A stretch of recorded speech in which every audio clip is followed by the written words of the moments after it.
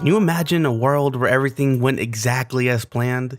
Just think, every second of every day for your entire life, predetermined with no deviance whatsoever. Personally, it sounds like hell, and that is why we have the blessing of chance. From something as terrible as being on a crash flight, to something as momentous as winning the lottery, or something just as mundane as picking up one fork over another. All of life, including strategy games, are dictated by RNG. So what is RNG? For starters, it stands for Random Number Generator, or in other words, randomness. There are many different kinds of randomness as well. It's not just picking a number out of a hat. For example, did you know player skill is a form of randomness? Think something like XCOM, but in a real life scenario. The farther away and less experienced a soldier, the lower their accuracy. Same goes for, say, a professional League of Legends player hitting a crucial skill shot from across the map. Hypothetically, let's say that pro player has a 30% chance to hit that incredible shot. Now let's say someone like I tried the same thing, probably only a 0.5% chance of recreating that moment. Furthermore, the amount RNG affects the game varies across even player skill matchups. A highly skilled player hardly needs to take randomness into account when against a low skilled player. They can simply play around anything that's been thrown at them. However, in a high skilled versus high skilled matchup, playing around RNG becomes significantly more important. Also, not an immediately obvious form of randomness is in player choice. Assuming no mind games, rock, paper, scissors is a prime example of this. You have no idea what the other player is going to choose from those three options, which, needless to say, is RNG. However, in this instance, player skill is not a factor. A real life example is the location and/or time purchase of a lottery ticket. And the most commonly noticed form of randomness is blind RNG. This is seen predominantly in card games due to the inherent card draw from a deck, or in the frequently seen effects like the apparent pick a random target.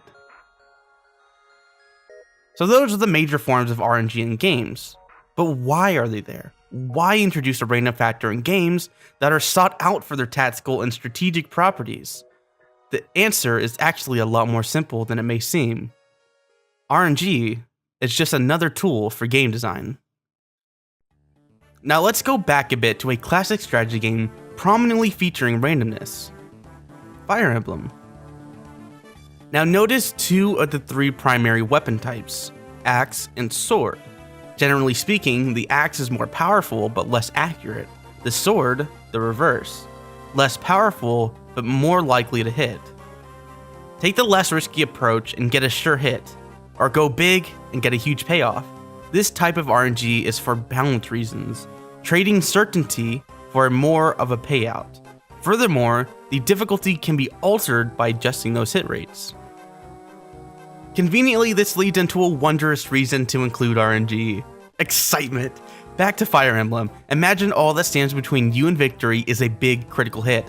In that moment, you have emotional investment. If it doesn't hit, you hit restart and you play the level again, which leads to frustration and disappointment. But if it does hit, you feel incredible, fleeting as it is. While it can be immensely frustrating at times, a skilled player can work around some RNG. Playing around unpredicted results is a skill, and it can be trained.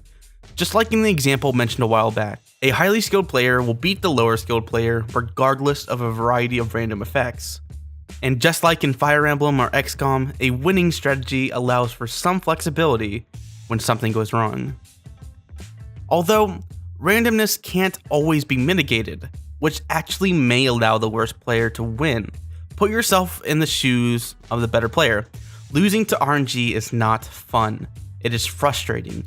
But also look at it from the worst player's perspective. It is also not fun to know you're going to lose before the match even begins. It's an incredibly difficult balance to hit, to be sure. And lastly, randomness can be used to create fresh experiences. RNG creates longevity and prevents staleness. Ideally, no game would be exactly the same with the right amount of chance. Game balance, emotional excitement, the skill to play around it, and perpetual longevity are all uses of RNG. But to what extent should they be used? And that is an exceptionally difficult question game developers are constantly trying to answer. But one thing is for sure, RNG is here to stay. The right amount of randomness can turn a boring, straightforward experience into a dynamic and emotionally engaging one. But it's so close. Oh, yes! My Oh God. my God! Oh my God! Wait, This he is has it. it! Silver Shadow Flame! I do not believe it! Wait. This is not it. Yeah. He's got it! Oh my God! Are you kidding me? Oh, he got it. Yeah. Okay, exactly. Hands on it. Oh my God! This is so Amaz has sick. the game. Artie, you can't believe it. Semifinals. Everyone's going crazy. I have been KingsDecree, and thank you for watching.